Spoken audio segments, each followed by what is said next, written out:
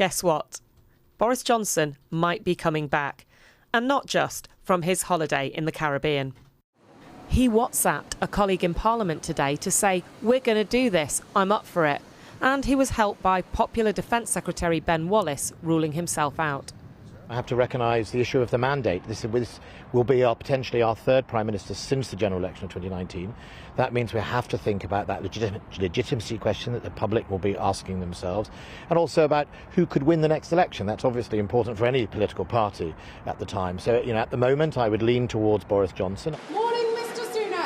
In the last hour, it was confirmed that former Chancellor Rishi Sunak is joining the race, with sources telling ITV News he now has the 100 declared backers needed to qualify, and the support of this former Tory leader. I think Rishi is outstandingly able, has all the experience that is necessary, and will provide our country with the strong, stable, sensible Conservative leadership that it so badly needs.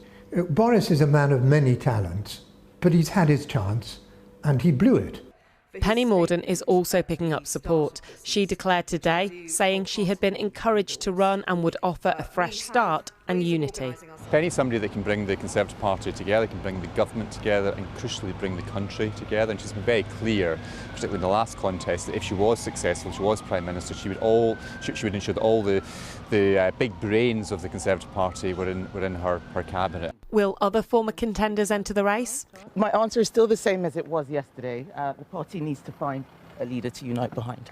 It's not clear yet if Kemi Badenoch or Suella Braverman will, nor if anyone can keep the focus off one man. Lots of people are coming out to back Boris Johnson. How would you feel if he came back?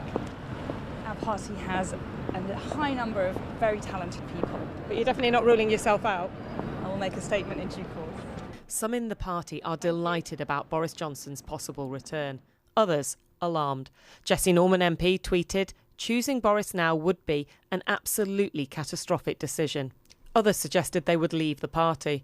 Speaking to ITV News, Jacob Rees-Mogg said he would back Rishi Sunak if he won, but argued Johnson had one big advantage. Obviously the Labour Party is calling for a general election, which is something that it would naturally do. That question is comprehensively answered if Boris Johnson were to return as leader of the Conservative Party and therefore as Prime Minister. But what about the 62 resignations from Johnson's government just months ago? The former Prime Minister, Boris Johnson, was forced out in July.